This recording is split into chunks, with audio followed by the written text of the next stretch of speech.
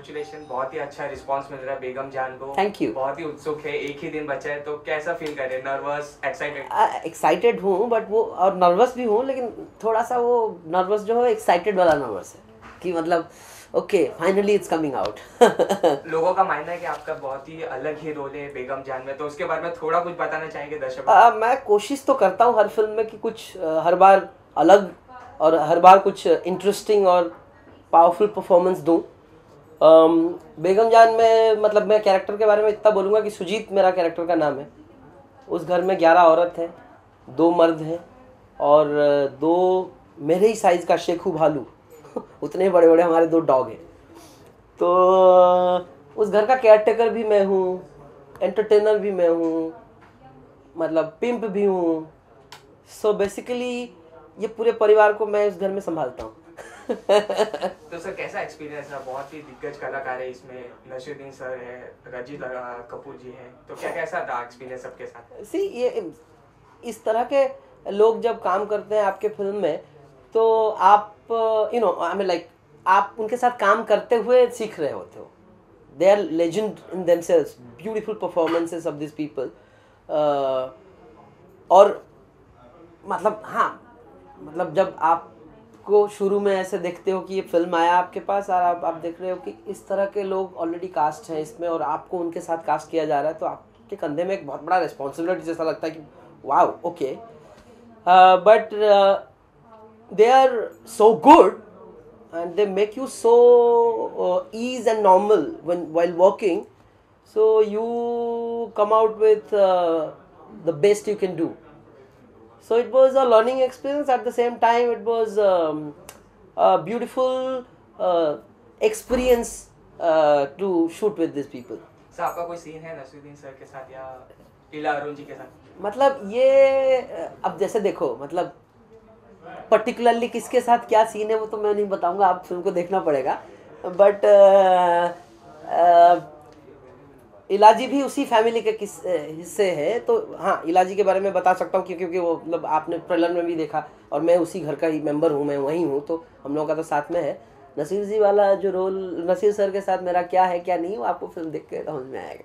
तो माहौल कैसा था शूट पे, क्योंकि इतने सारे गर्ल्स थे और बॉयज बहुत ही कम, तो थोड़ा कैसा ऑकवर्ड फील होता था या? नहीं मतलब आप सोचो कि 11 औरत हैं और हम ही हैं बस, और बाकी शेखू भालू को भी संभालना है, तो it was okay, but it was fun as well, like you know, jokes apart. हमने 30 दिन एक साथ वर्कशॉप यहाँ पे किया हुआ है, तो हर इंसान एक दूसरे के साथ कैरेक्टर स्केचेस करके, इंटरपर्सनल रिलेशनशिप डेवलप करके, तो शूट पे जाते जाते हम लोग बेगम जान फैमिली ऑलरेडी हो चुके थे। We used to do workshop every day from 10-11 o'clock till evening, and you know, working on things, working scenes which is not part of the film, improvised scenes. तो वहाँ फिर बेगम जान फैमिली थे पहुँच के, तो it was fun. सर एक अलग थोड़ा सा डिफरेंट क्वेश्चन, इसमें यार 7-8 गर्ल्स थे, तो सबसे फेवरेट और आपकी सबसे अच्छा बॉन्डिंग किसके साथ थी? मेरा तो सबसे खतरनाक बॉन्डिंग इलाजी के साथ है, क्योंकि मैं पहली फिल्म जो है इलाजी के साथ किया हुआ हूँ, तो तब से मैं उनको जानता हूँ पहले से। बट अदरवाइज आप किसी के भी नाम ले लो, विद्या जी वो सो नॉटी, मतलब she makes everybody so comfortable and ease there. Ridhima और फ्लोरा, उन्होंने बहुत अच्छा मतलब यू नो एक फैमिली था। तो अब फिल्म ही किस बारे में है कि अपने फैमिली को आप प्रोटेक्ट करने के लिए देशों के खिलाफ लड़ने के लिए तैयार है, तो बॉन्डिंग ऐसे पर्टिकुलर आप या पल्लवी बोलो या गौहर बोलो, एक ही फैमिली थे, and the script is to you love each other so much, it's your family that you are you know standing against 2 countries. तो ऐसे पर्टिकुलर नहीं उठा सकता हूँ, बट हाँ सबके साथ बहुत मज़ा आया। और मतलब हम लोग अभी भी जब फिल्म किए हैं, अभी भी हम लोग you know we meet in between, or we start talking about like our memories, you know, it's a very special film, and I made a lot of friends, good really friends, you know, in all these actors. So not one anybody particular, but yeah, I mean like it was fun. Everybody I made a very good friendship with everybody. So from our sources we have heard that you are romancing with Gauhar Khan. So how was your experience? Means you were nervous while shooting for romance scenes? Nervous से ज़्यादा आप सोचो कि एक romantic scene हम लोग shoot कर रहे थे, तो वो इसी टाइम पे साल में हम लोग लास्ट ईयर शूट कर रहे थे और झारखंड में शूट कर रहे, तो आप समझ लो 45-48 डिग्री टेम्परेचर है एंड वो एक सूखा हुआ नदी है, उसके बीच में एक छोटा सा पहाड़ है, उस पर कर रहे थे हम लोग। तो एक तो 45-48 डिग्री सन ऊपर और वो स्टोन, उस पर पैर रखो तो पैर जल जा रहा था और वहाँ पे लेट के हमने 3-4 घंटा वो शूट किया है। When it finished, पूरा बैक में वो सब जल गया था, स्किन आ गए थे बाहर। तो फन नर्वसनेस से ज़्यादा इट वाज फिल्म में वो एक रोमांटिक सीन है, but this is we have to go through. और आखिरी वो सीन ख़त्म होते होते गौहर की एक चूड़ी टूट गया और मेरा पूरा जो बैक है वो चीरता हुआ चला गया। सो कट हुआ, सब दौड़ के आए, क्या हो गया मतलब वहाँ ब्लड ही ब्लड है।